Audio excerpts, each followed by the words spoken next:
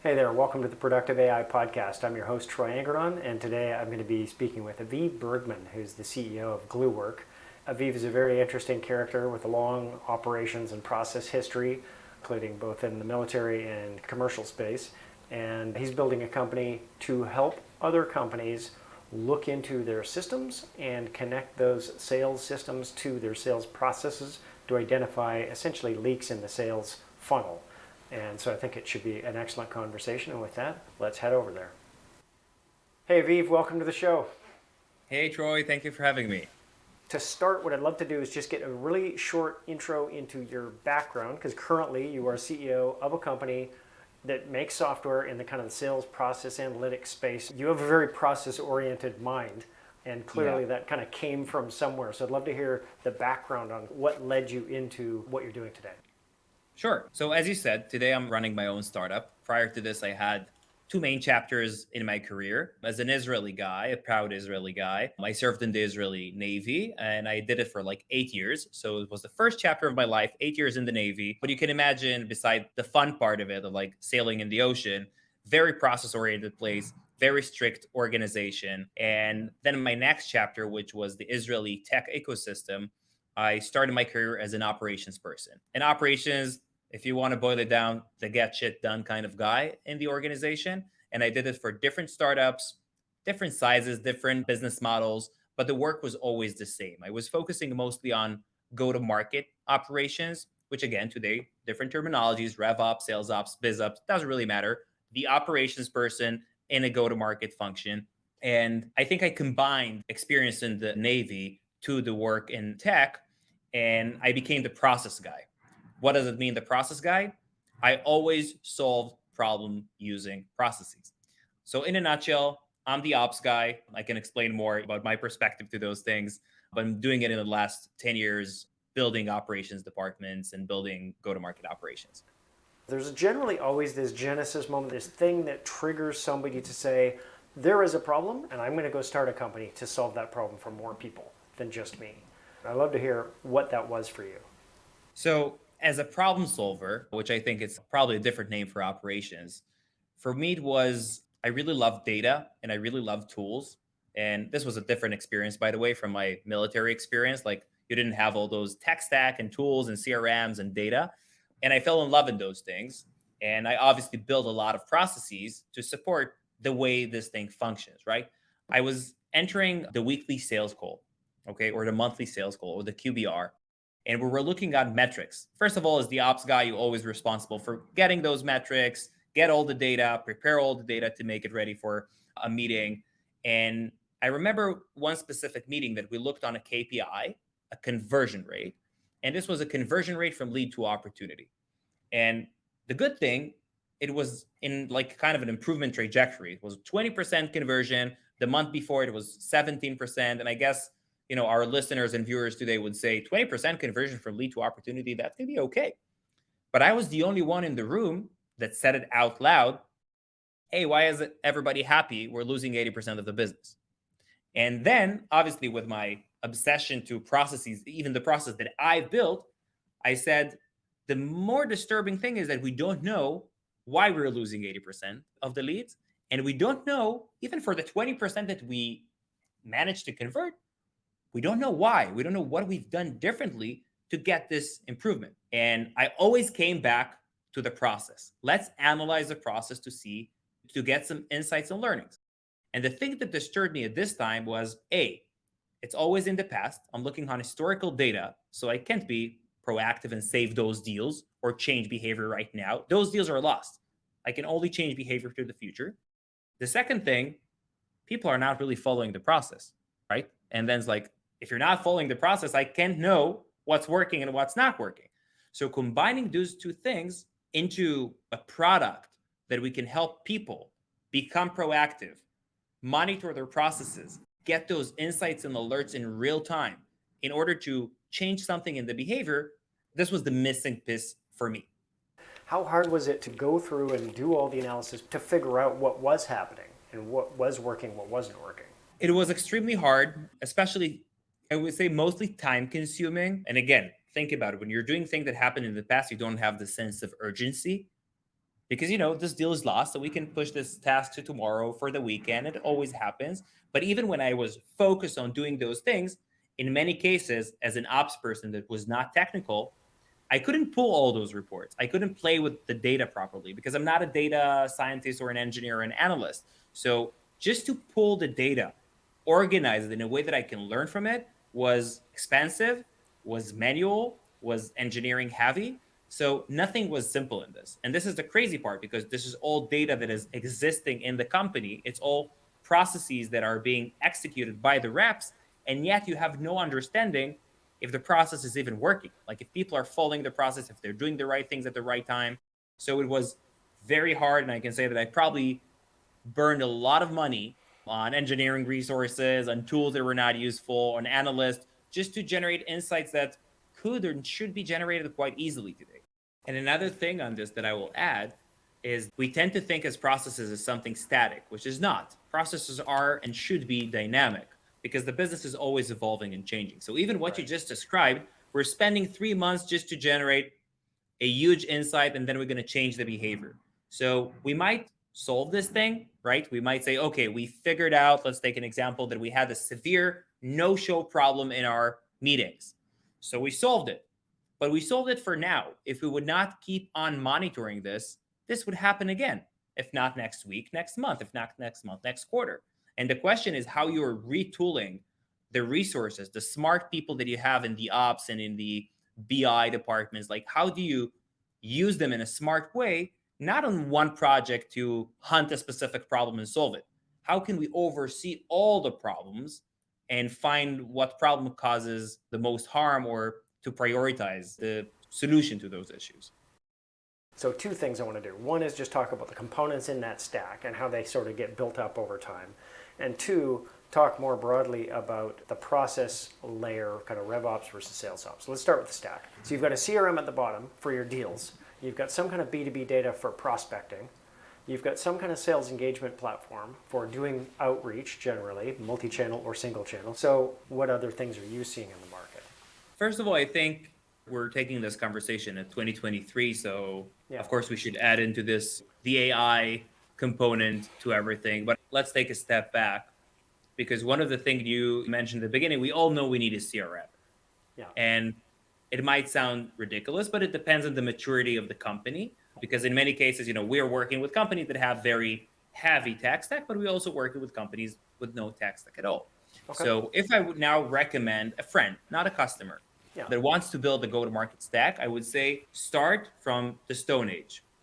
Let's always start from the manual things, right? You don't need a CRM if you don't have deals yet, right? If you don't have business yet. You don't need a CRM if you don't have pricing model yet. You can use spreadsheets for the beginning. Yeah. So the reason I'm saying it, although it sounds weird because every go-to-market leader will not even start working for a company if they don't have a CRM, right? It will be the first prerequisite. If you're going to hire me as a VP sales, what's your CRM, right? Exactly. And it makes sense, but I'm always recommending let's work from the pain. Let's work from the problem. What is the problem you're trying to solve? And it's confusing because I know everybody's getting a lot of emails and everybody's promising basically the same thing, right? Buy this, get better win rates. Buy this, get better conversion. There are great tools out there. And I used many of them myself in my career. And I'm also using today a lot of sales tools for my business, but it always comes from the pain. What are you trying to solve? For example, let's take the call intelligence or recording softwares out there. And I will even take you to a conversation that I had previously with my CEO. And he wanted us to buy one of the big recording softwares. And I asked him as an operations person, why? What are you trying to solve? And if the answer is, I don't have visibility into the calls and I want to listen to them, I would recommend maybe let's start with what we already have, right? We're all using Zoom or Google Meet, and you can record a conversation there. And then you can discover the next pain. Oh, but it doesn't do it. Oh, so this is a different pain. You're asking them to do it manually, but they don't do it. So you want to do it automatically. Or for a different use case, I want to enhance our coaching. So that's great, but don't buy a very expensive call recording software if you don't have anyone to listen to those calls and embed the learnings into the work. So I would say the basic things are, as you said, everybody needs a CRM, everybody needs a tool for outreach, etc. But again, if we're using LinkedIn's, we can start with just adding people and sending messages, right? When Right. we see it's not scalable, we can bring another tool that does it. So I would always say, and this is, by the way, why I'm preaching for processes. Everybody in any company, in any maturity, go to a meeting room, clear a few hours in your time, and start mapping your process step after step. First of all, you will be amazed to see how many tools you're using just to drive this process forward. Yeah, for But sure. once you will identify the bottlenecks and the inefficiencies in your process, you would be able to say, hey, I can solve this with a tool. And I actually had a funny conversation about it with one of our customers a few days ago. She bought a tool and she said, I bought this tool because I wanted to save my reps time because I want them to do another meeting a day. So first of all, kudos to the sales team that managed to convince her that buying this tool will generate one more meeting a day. But the immediate question that I ask her is, so how are you measuring this? Like, how long are you using this tool? 3 months? Great. Do they have one more meeting a day?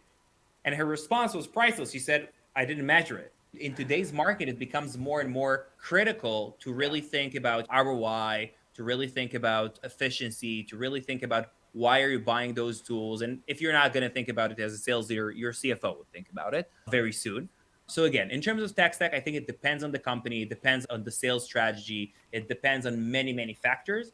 But you could always go back to your process. What are you trying to achieve and where technology can help you? And Right. then always add to it, how can I measure that this technology that I brought was actually helpful to achieve the reason that I brought this to? I think process issues starts in the day you're starting your go-to-market efforts. But obviously, again, as we said, we're driven from the pain and we're solving problems with processes and tools and not the opposite. If we do the opposite, we're creating more problems. So I Right. would say when you have enough volume and when you have enough complexity, this is the right place. For example, there could be a company that sells in millions of dollars, but if an average rep is working on 3, 4 deals a year, but they're selling big contracts, they probably don't need to over index on a process because they know Mhm. their sellers are working on heavy deals. The stakeholders, like the CEO and the other executives, are always in the weeds of the business. And it could be like $1 billion business. But as opposed to business that has more transactional aspect or more velocity in general, this is the place that lack of attention can cause things to fall through the cracks. I'll give you a funny example. We have a customer that recently found that 16 leads, just 16, they didn't respond to on time and they got an alert. Okay.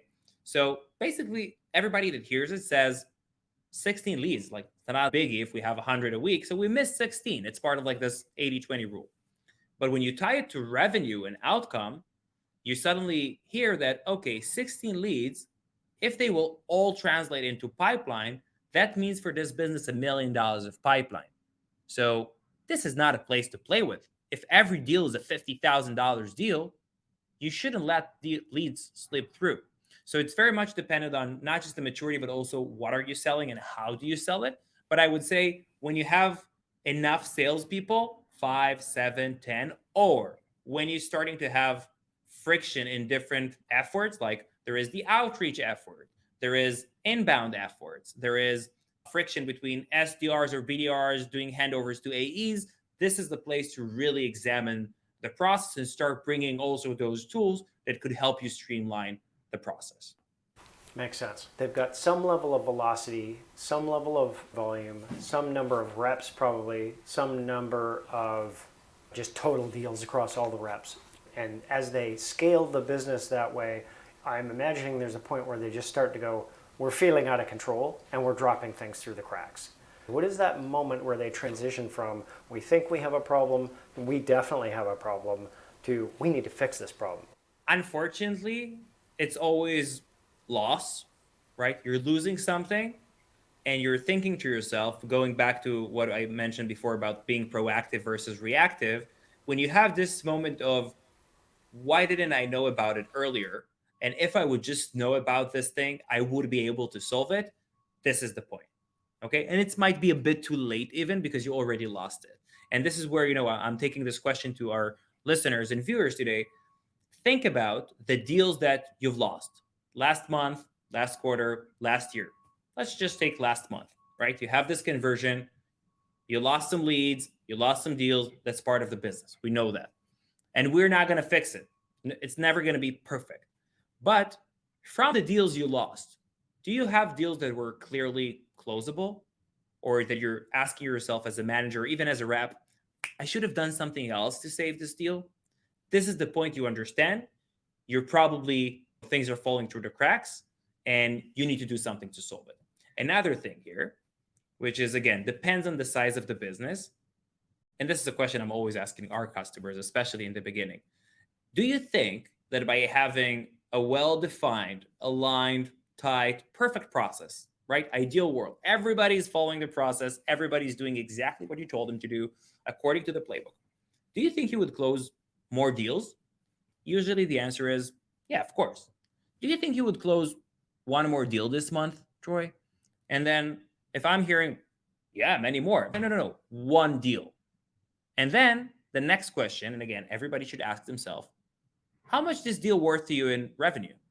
If it's $100,000 deal, and you just told me you can save at least one deal a month of $100,000 by looking at the process, why are you not doing this?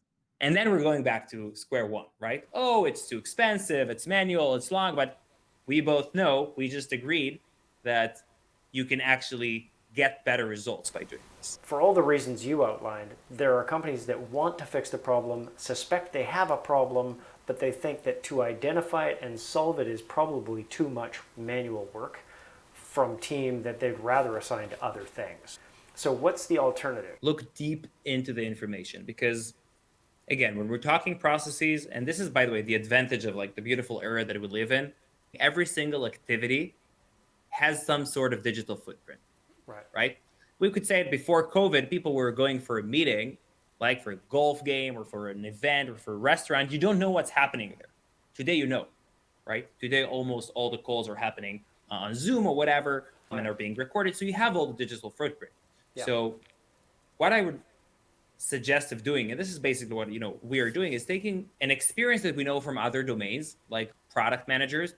And by the way, I was always jealous in product managers, not disrespecting them, I love them, but you're waking up in the morning, they're looking on a dashboard, right, that shows them what happened in the website, who clicked where, who did what, where are the bottlenecks, what's happening. They can do A/B testing. And I said, well, if this is the buyer journey in the website, why can't I translate it to the buyer and the seller journey on the tools that we have, right? Because we have so many tools and people are generating so much data in different places.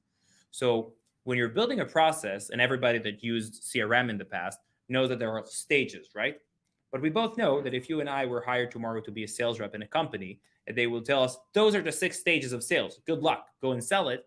We would not be able to sell the product, right? Because we need better definitions than stages. This is like the what and not the how. So when you're breaking the how into small pieces, and then you're adding what are the outcomes, what are the SLAs, what's considered as success for every step. I'll give you an example, and I saw it many times. People are saying, I want something to happen after a meeting, right? After a meeting, you need to take notes in the CRM. You need to send a follow-up email to the customer. Great. But then when we're looking at the CRM, we're saying, but I don't see any meetings. So yeah, have your meetings logged to the CRM. Once you have the meeting logged to the CRM, you can look based on the timestamp that this meeting happened. It's not all. We've seen in the past that there are a lot of no-shows. So now you need to look at another system to see if the meeting really happened. But you have those systems. So think about it, that a meeting, the step after a meeting is not meeting and then email sent. Is a meeting scheduled? This is the first step. And this is a great KPI. Companies are measuring how many meetings they schedule. But then the next step in the process is making sure that the meetings really happen. And only for the meetings that happen, now you need to put in the notes or to send the email. So break down, break to small pieces and monitor everything. Then this is the place, and this is kind of like what we are doing differently. Instead of looking at the KPI and look back what happened, now you can actually look what impacts this KPI. Because KPIs are in a way lagging indicator. We're seeing what happened last month, but you don't know why. So when you're monitoring the process and not the KPI, you can actually affect the behaviors. You can see that meetings happen and no follow-ups were made. You can see that contract was sent to the legal department, but they didn't approve it in the right SLA, so the contracts are stuck. And this turns this whole approach to proactive. There is a way of doing it today, and I would say 3 ways. 1, putting people to be the monitors of the process, a lot of work. 2, use BI tools, right? Use the BI resources of the company to try to integrate to all the systems and visualize it. And 3 is obviously use technology that is purpose-built for this. For example, Gluework, it was exactly what we're doing, visualizing and monitoring the process, making sure things are not falling through the cracks. What is a company that is at a stage where they're ready to take on something like this? It sounds like they've really hit a wall. They already meet the earlier standards. They have complexity and volume and number of reps and systems and all those things. But it sounds like they also have to have real process focus. What are those preconditions that they have to have in order to be ready to do something like this?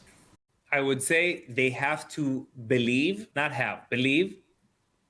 process is useful.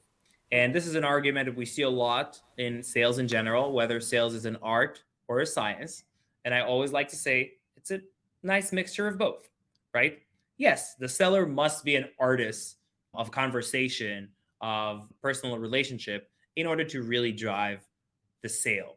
But there is also a lot of aspect of science into it. So when I'm meeting companies that are saying we don't have a process, I'm asking them, okay, so if I'm joining tomorrow as a rep, what am I doing? Like, do I have something? Like, we have discovery calls, we have demo calls. And so you need to have the basics, right? And again, for companies that are saying we don't have a process, I will challenge it and I will tell them, but you are doing sales, right? So how did you do it so far? What was successful? Can you choose the pattern? And if not, let's build a random process and let's see how it operates. So obviously, for us, it would be the easiest if you have your playbook and all you're trying to do is to enforce it. In many cases, and again, people are seeing it all the time. I'll give an example, by the way, a very funny one. A lot of people are saying a meeting, right? When a meeting is happening, something should happen. But a meeting could be a lot of meetings, right? Could be a discovery meeting, could be a demo meeting, could be a follow-up meeting. So we cannot look on a meeting and build a process based on any type of meeting. So we need the discovery process, right? And then we need the qualification process. And even booking a demo today is a process. You're sending the email, you have the calendar link, they approve it, you need to check, you need to send the prerequisites questionnaire. There is always a process. So if a company says we don't have a process, first of all, there are great companies and I would say kind of like RevOps, fractional RevOps shops that are doing those things, helping the company think like a process, like strategic advisors. But again, you can also use a product that will build the process for you. So to summarize this in short answer, you need to have a process or at least to believe that your go-to-market is process-oriented. Yeah, and it sounds like there are some kind of losses and some sort of leakage from the sales process where they just say, we need more insight, more transparency, and we need better understanding of this going forward. We can't keep doing what we're doing. And I want to add something because I believe people that will listen or view it will think it's too complex. Why adding process to everything? Right. If you're having a good process and you're monitoring the process, the advantage is that you're quite quickly going to understand what moves the needle and what doesn't. And by doing this, you can actually remove the friction from the process. Because if you have steps in the process that have been proven as not changing anything, remove them. So if a customer would ask me, Aviv, I want to make sure that after a meeting, my sellers are sending follow-up email, I would ask him, why? Did you manage to prove that sending this email or sending this email on time, improving your chances of winning? If not, kill it. Don't over-index on this.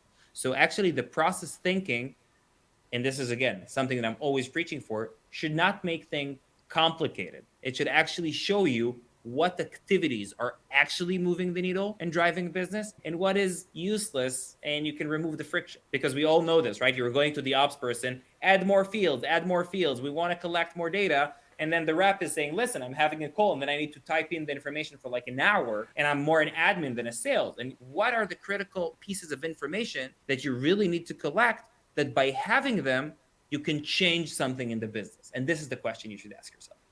I really like that angle because I think that for somebody who is getting ready to deal with this problem, I can imagine the built-in internal resistance there. But I love the fact that you're saying, well, this is an opportunity to just simply have everybody look at it together and strip it away the unnecessary steps.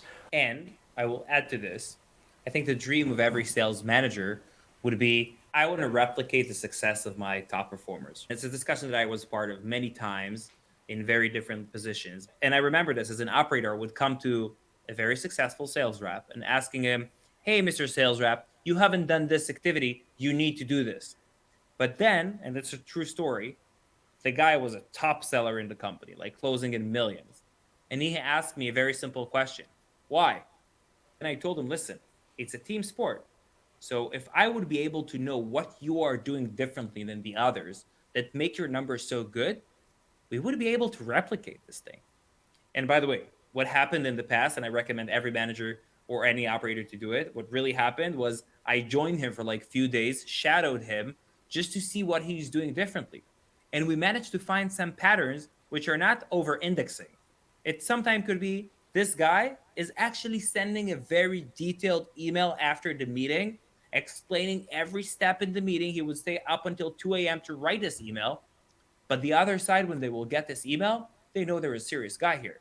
And maybe this is the thing.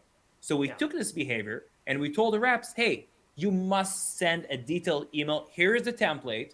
This is a good framework. In the beginning, people were like, why should I send such a long email? It's going to take me an hour. But then in the numbers game, you understand that they can take less meeting, but close more business if they're doing it properly. That's a great way to reduce resistance to the idea of adopting and or refining process and potentially solving these problems. So where are you guys at right now? What's the stage of the company? Just kind of where's the company at? When we started this company, our thesis was we can help companies increase their bottom line results, increase their conversions, increase their revenue. And I'm happy to say that today we have already a bunch of great customers. Most of them were like our early adopters. And now obviously the product is being sold more to bigger companies and in the enterprise level. But we're seeing every day pros, VPs of sales, head of marketing, head of demand gen that are using this product.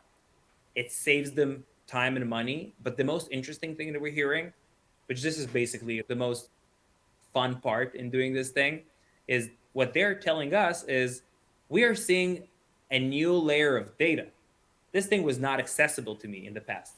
Instead of asking my rep in a one-on-one, hey, Troy, what's happening with this deal? Oh, this deal is okay.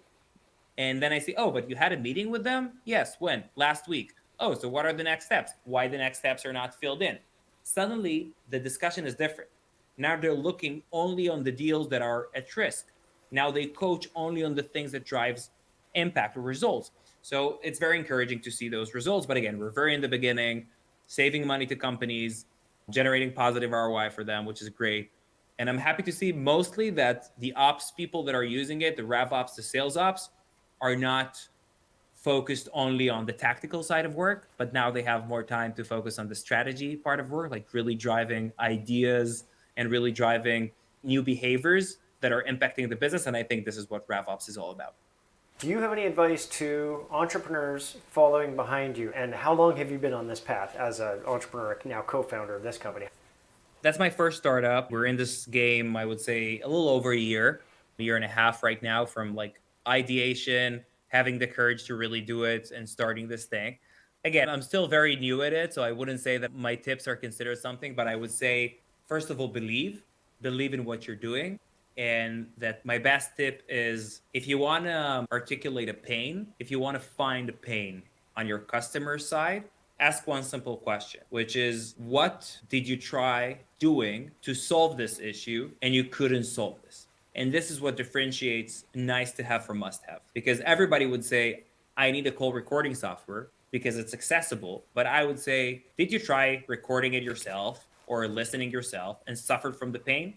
And then you find that the real pain is people know about it and they know they're trying to solve it somehow. In many cases, they don't know there is a technology that could help doing it. But this is probably the best way to capture early customers by really asking what's painful. And again, just adopt this 5 whys model. Always ask why.